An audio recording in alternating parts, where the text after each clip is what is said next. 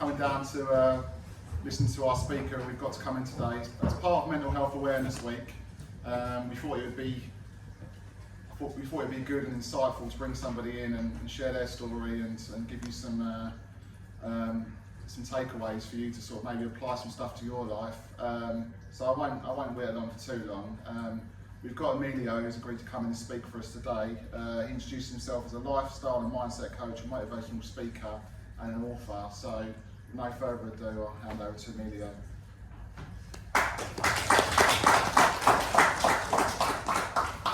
Thank you very much, guys, for being here. Thank you so much to Sean as well as Joanna for inviting me here as well. Quick random question. Has anyone asked you today by show of hands, how are you today? Okay. How many of you answered you was fine, but you wasn't really? By show of hands. So you've always said, okay. And at the same time, how many times have you asked somebody how they are, hoping they just say fine? And if they did say, you know what, I'm going through a lot, you being prepared to actually spend time to speak to them? By show of hands. And most of us do it because, again, in case you guys didn't know, of course it's Mental Health Awareness Week, but there's actually a theme to this week, and it's loneliness. By the same token, I'm sure you've heard the saying, you could be in a room surrounded by many people when you still feel alone. And the reason why loneliness is such a massive thing is more to do with happiness and success. So as myself, I help people identify and confirm what a great life looks like to them, and I help them align their lifestyle to increase the chances of making that happen. So a lot of times, when in the work I do, a lot of people's lifestyles aren't a true reflection of what they want out of life. And I discovered this literally 3 years ago to this day, when I asked myself the question, why aren't I successful yet? And in that journey, it was about understanding, first of all, what success meant to me, but what's also holding me back. So, of course, I've wanted to do so many different things in the world. I wanted to help the world, I wanted to be quote-unquote successful, but I truly didn't understand what that meant. And of course, the computer screen goes in screensaver mode, so bear with me.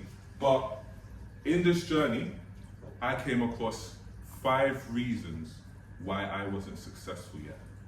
And many of them I didn't truly appreciate the value of until I did the work. I thought it was a simple answer, and I thought it was because I was lazy. To then realize, as I've mentioned to some of you in private conversation, that to consider oneself lazy is probably the laziest description of yourself. Same way you can dismiss somebody as crazy when their perspective is something that is beyond your current frame of reference.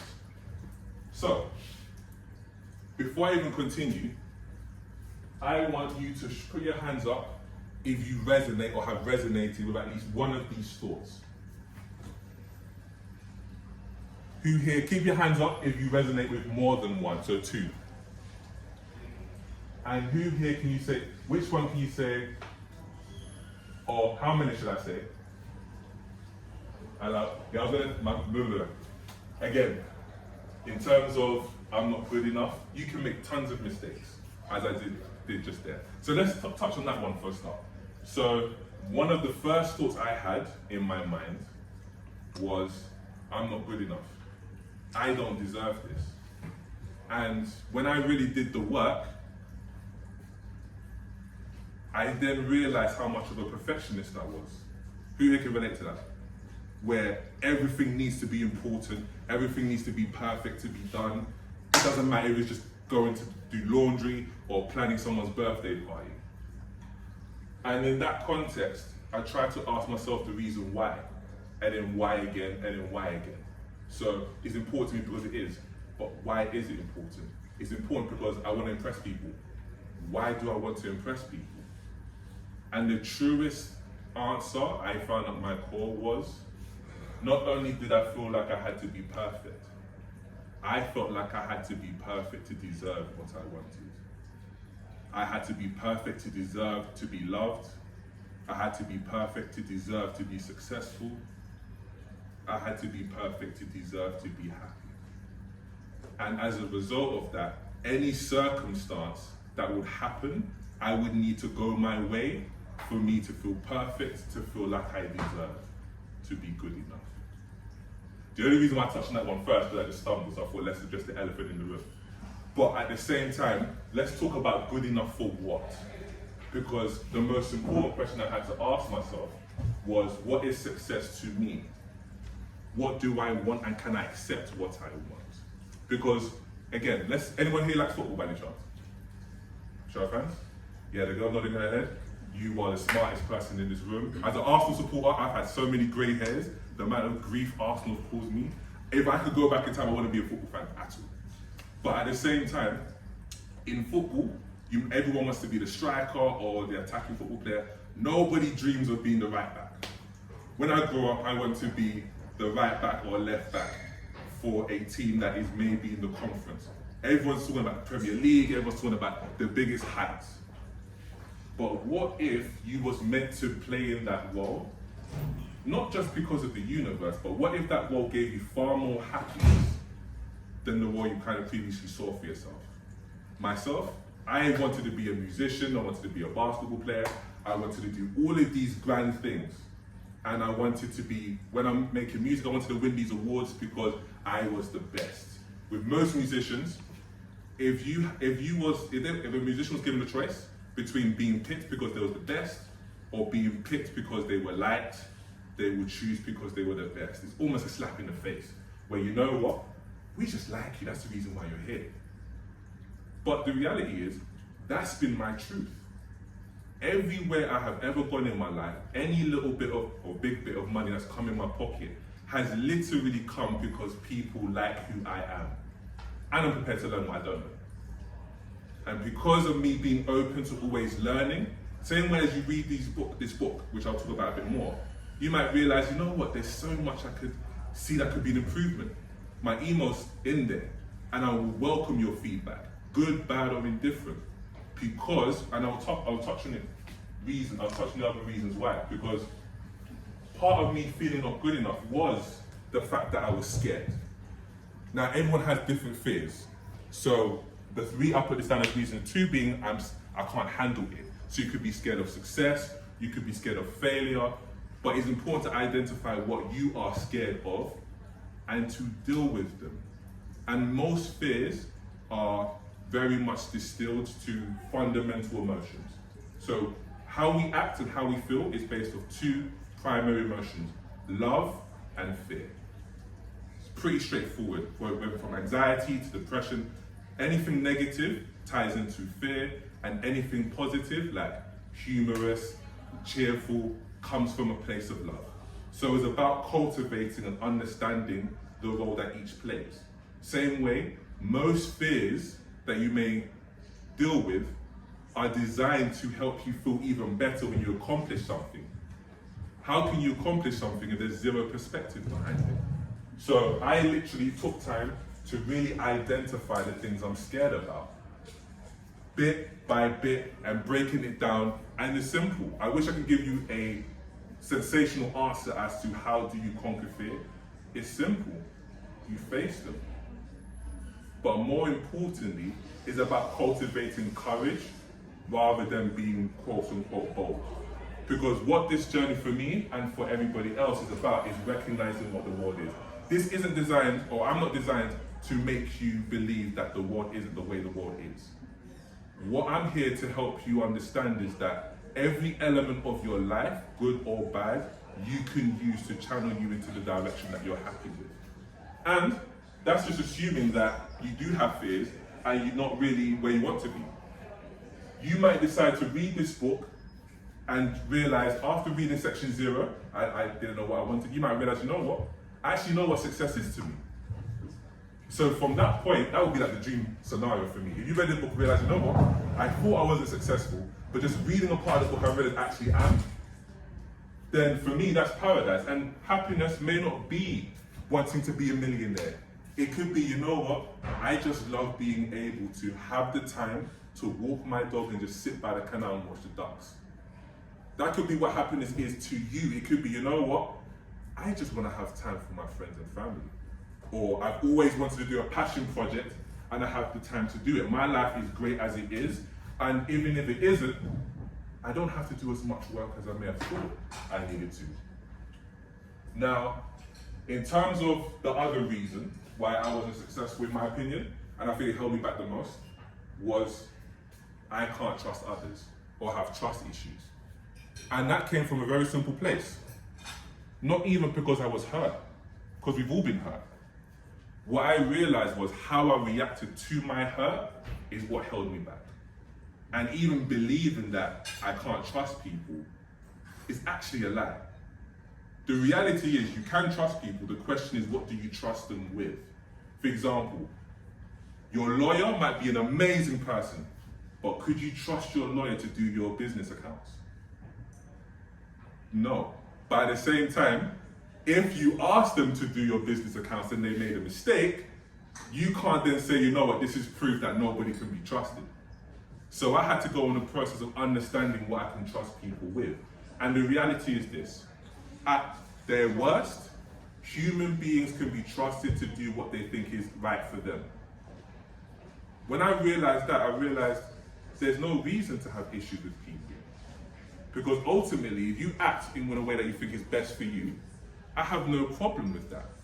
And then it makes me appreciate even more the people who will do things for you, or for me in this case, even if it might be at inconvenience to them. So it's about, for me, developing so much more perspective in terms of me not being successful. And again, I was also scared to let the world in. I didn't really want people to know what I was doing, because again, in my mind, I felt the need to show I was the smartest person in the room or to impress everyone for my own self-esteem. But really, what was at the heart of that was, I need you to have a good opinion of me for me to feel like I'm worthy.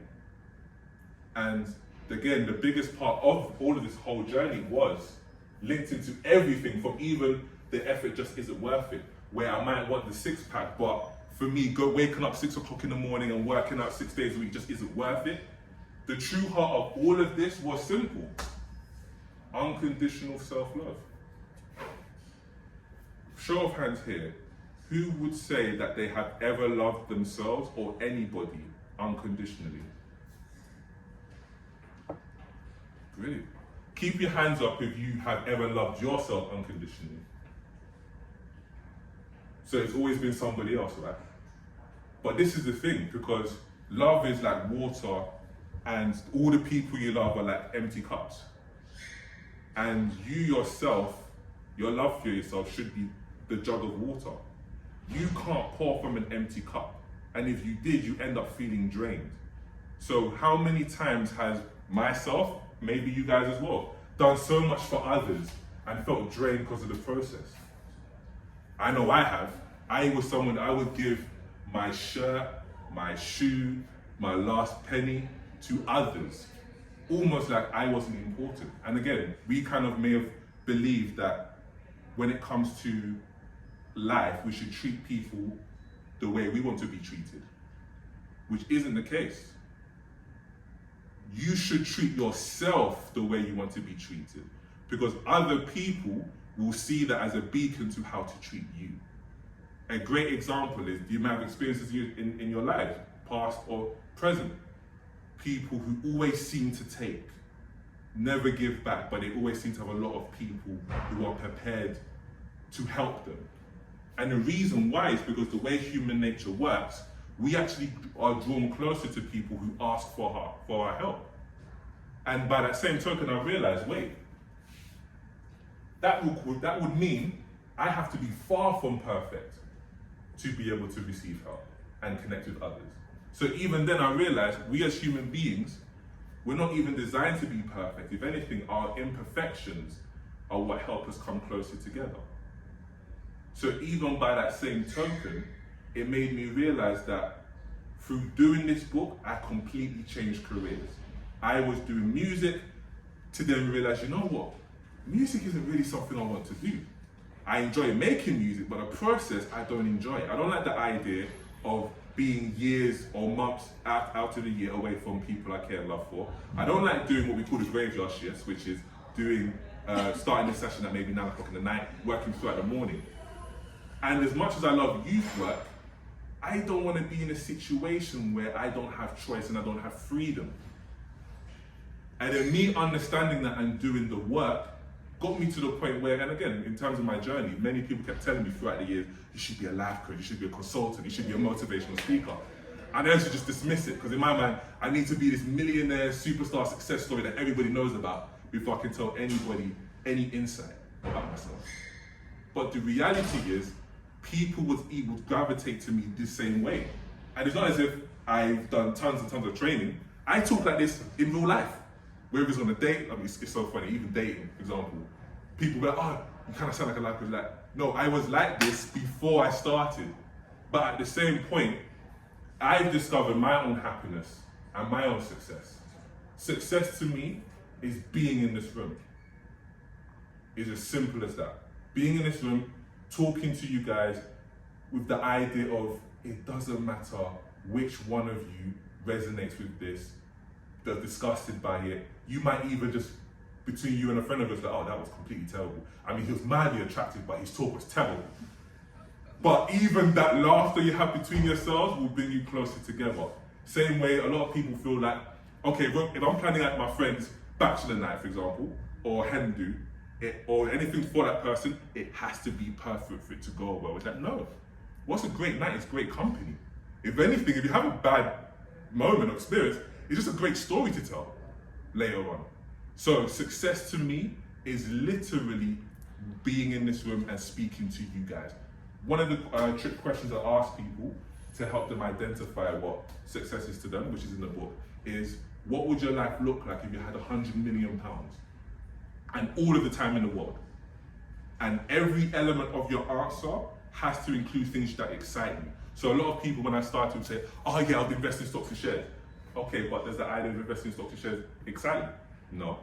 Then you can't include the answer. And even from there, I don't even care if you feel like, you know what I want isn't even possible. I don't care. Because you suppressing those parts of yourself is basically you not feeling like it's okay to share who you are. And that is the true foundation of loneliness. So with these books, these are completely free for you to take.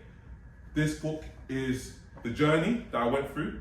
You can just read, and it has references to the exercises that I created and done, which are in the workbook here. The reason why I created it separately, because I hated the books that you kind of write and the space would be a bit too small and you have to go back and forth. I wanted it a place you can just go to and do the work. But you might just feel like, you know what, I'm just inspired by the story, and you can read it as you see fit. And the biggest thing that I've learned from this whole journey is what you want matters, who you are matters. You are never alone. Even if you were, you still have yourself. By definition, you can never be alone. If you believe in God, you're never alone just because God's there. Even though it can feel like you're alone, it's more about perspective than the reality. You also have people who can and will help you. You just need to be honest with what you want and share what you want. I might say I want to be a football player, and then somebody at the far end might be dating someone, or may actually be a football agent, or I know somebody who knows somebody. And just by being honest with yourself and what you want, you can attract so much more out of life. And even sharing your fears with people can help the fear actually reduce itself. Because they say, as a problem shared, is a problem halved.